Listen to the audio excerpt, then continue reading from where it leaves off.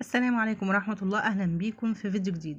النهاردة هوريكم قماش صالون، وهقول لكم ازاي نوفق معاه قماش للقعدة يليق مع البوكيه وفي نفس الوقت يبقى سعره حنين شوية، لان احنا عارفين ان الاسعار دلوقتي بقت غالية جدا، وعارفين كمان ان من قبل ما الاسعار تزيد البوكيه اصلا سعره عالي.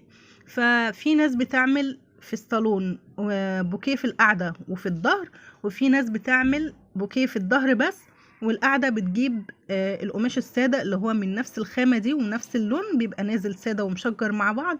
بيعملوا السادة في القعدة، وطبعا السادة بيبقى ليه سعر، والمشجر اللي هو البوكيه بيبقى ليه سعر تاني في المحلات. تمام، انا هوريكم دلوقتي الخامة السادة خالص، هي حاجة قريبة منها كده، من نفس الخامة برضو بس اللون مختلف شوية، فهوريها لكم.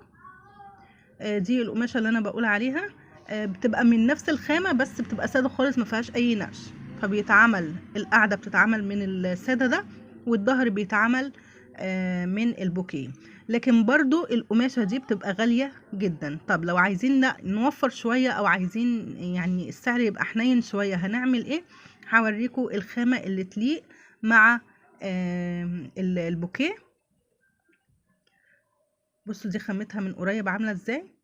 ده طبعا دي الحراير بتاعت الصالون معروفة وواضحة، فأقرب حاجة تناسبها هو الخامة السادة دي من الجلد المقلوب. طبعا الجلد المقلوب فيه منه المشبح واللي هو فيه نقشة الرخام ده، وفي منه السادة خالص زي ما انتوا شايفين كده. فلما اروح هلاقي منه درجات كتيرة جدا، فهلاقي اقرب درجة تناسب القماشة اللي انا جايباها. وعلى فكرة القماشة دي في من القماشة الواحدة يعني في منها فاتح وغامق. لو قلبت القماشة كده هوريكم عشان يبقى اوضح. بص لما اقلب القماشة كده بقى فيه فاتح وغامق. تمام، فبعمل القماشة على الاتجاه اللي يناسب قماش البوكيه. تمام كده.